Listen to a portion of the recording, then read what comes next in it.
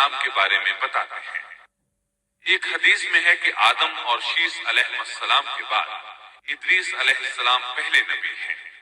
ایک دوسری حدیث میں ہے کہ ادریس علیہ السلام پہلے نبی ہیں جنہوں نے قلم کے ذریعے لکھا اور لوگوں کو کتابت سکھائی۔ حافظ ابن کثیر نے ان کا حلیہ کچھ یوں بیان کیا ہے: پورا قد و قامت، خوبصورت، خوب روح، گھنی داڑھی، عمدہ اوصاف کے مالک، چوڑے کندھے، مضبوط ہڈیاں، دبلے پتلے، سرمگی چمکدار آنکھیں، گفتگو باوقار، خاموشی پسند، سنجیدہ اور متین، چلتے ہوئے نظر نیچی، انتہائی فکر و خوض کے عادی، غصے کے وقت سخت غضبناک، باتیں کرنے میں شہادت کی انگلی سے بار بار اشارہ کرنے کے عادی۔ ادریس علیہ السلام شیس علیہ السلام کی شریعت پر عمل پیرا رہے، کیونکہ ادریس علیہ السلام رسول بھی تھے، اس لیے اللہ کی طرف سے مستقل ان پر شریعت نازل ہوئی، جس کی تشریح و تفسیر کر کے لوگوں کو احکام الہی سے آگاہ فرماتے۔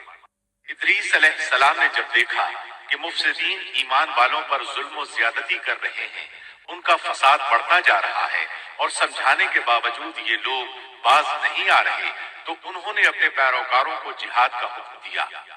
ادریس علیہ السلام پہلے شخص ہیں جنہوں نے اللہ کے راستے میں جہاد کیا، غنیمتیں حاصل کی اور دشمنوں کو قیدی بنایا، لیکن غنیمتیں اور قیدی ان کے لیے حلال نہیں تھے۔ رسول اللہ صلی اللہ علیہ وسلم پہلے رسول ہیں جن کے لیے غنیمتیں حلال کی گئیں، لیکن یہ بات یقینی ہے کہ جہاد سب سے پہلے ادریس علیہ السلام نے کیا۔ انہوں نے جہاد کے لیے سب سے پہلے ایک لشکر تیار کیا، پھر اس لشکر کو دو حصوں میں تقسیم کیا۔ ایک حصہ پیادوں پر مشتمل تھا، دوسرا سواروں پر۔ چنانچہ بھرپور تیاری کے بعد ادریس علیہ السلام نے قابیل کی قوم پر چڑھائی کر دی۔ حق و باطل کے درمیان زبردست مارکے ہوئے۔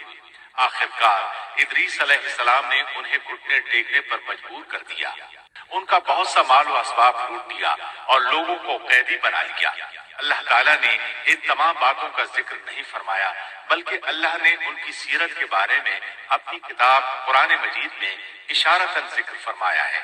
مثلا سورہ مریم آیات 56 اور 57 میں ارشاد ہوتا ہے: اور اس کتاب میں ادریس کا بھی ذکر کر، وہ بھی نیک کردار نبی تھے، ہم نے انہیں بلند مقام پر اٹھایا۔ ان کے بلند مرتبے کے بارے میں بخاری اور مسلم میں حدیث موجود ہے کہ نبی کریم صلی اللہ علیہ وسلم نے فرمایا: میں نے معراج کی رات چوتھے آسمان پر ادریس علیہ السلام سے ملاقات کی، وہ چوتھے آسمان پر بلند مقام پر فائز تھے۔ ابن جریر نے ایک روایت بیان کی ہے، وہ روایت اس بات کی وضاحت کرتی ہے کہ اللہ تعالیٰ کے ارشاد وَرَفَعْنَاهُ مَكَانًا عَلِيًّا سے کیا مراد ہے، اس کا کیا مفہوم ہے؟ ابن جریر کے علاوہ دیگر بڑے بڑے مفسرین اور مورخین نے بھی اس روایت کو ذکر کیا ہے، لیکن اس کی کوئی صحیح سند نہیں مل سکی۔ وہ روایت یہ ہے: ابن ابی حاتم وغیرہ نے اس روایت کو ہلال بن یسار سے بیان کیا ہے۔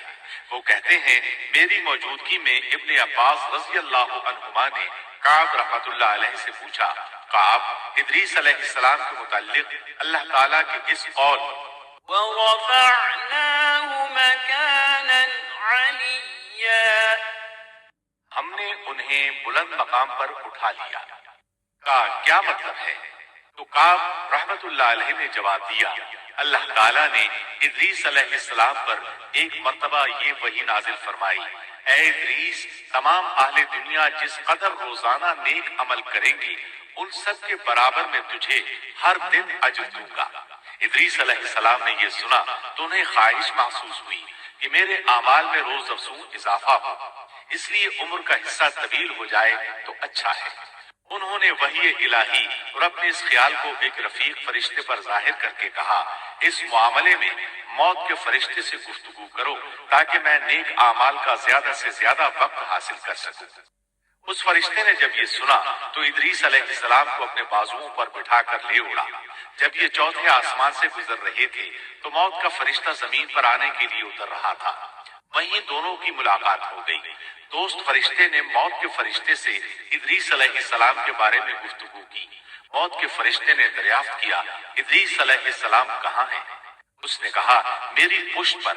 موت کا فرشتہ کہنے لگا مجھے اللہ کی طرف سے یہ حکم ملا ہے کہ چوتھے آسمان پر ادریس علیہ السلام کی روح قبض کروں۔ اس لیے میں سخت حیرت میں تھا کہ یہ کیسے ممکن ہے، ادریس علیہ السلام تو زمین پر ہیں۔ چنانچہ موت کا فرشتہ ادریس علیہ السلام کے پاس آیا، ان سے اجازت طلب کی اور ان کی روح قبض کر لی۔ انبیاء کو یہ امتیاز حاصل ہے کہ فرشتہ ان کی اجازت کے بغیر ان کی روح قبض نہیں کر سکتا، اور رسول اللہ صلی اللہ علیہ وسلم کو تو یہ اختیار دیا گیا کہ آپ دنیا میں مزید رہنا پسند کریں تو رہ سکتے ہیں، یا پھر رفیق اعلیٰ کی رفاقت کو پسند کر لیں۔ آپ نے رفیق اعلیٰ کی رفاقت کو پسند فرمایا۔ اس طرح ادریس علیہ السلام کی روح چوتھے آسمان پر قبض کی گئی۔ انہیں بھی عیسیٰ علیہ السلام کی طرح آسمان پر اٹھایا گیا۔ فرق یہ ہے کہ عیسیٰ علیہ السلام کی روح قبض نہیں کی گئی۔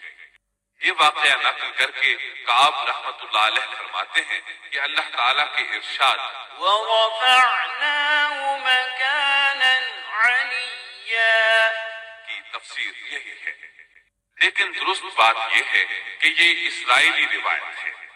ادریس علیہ السلام کی وفات ہو گئی تو لوگ فساد میں اور بڑھ گئے، ان میں شر پھیل گیا، تاہم وہ توحید پر قائم رہے۔ بت پرستی کا ان میں کوئی شعور نہیں تھا۔ لوگ آدم علیہ السلام کی وفات کے 1000 سال بعد تک توحید پر قائم رہے۔ ان میں فسق و فجور ضرور تھا لیکن شرک نہیں تھا۔ اللہ تعالیٰ کے اس ارشاد كان الناس أمة واحدة دراصل لوگ ایک ہی امت تھے۔ کا یہی مطلب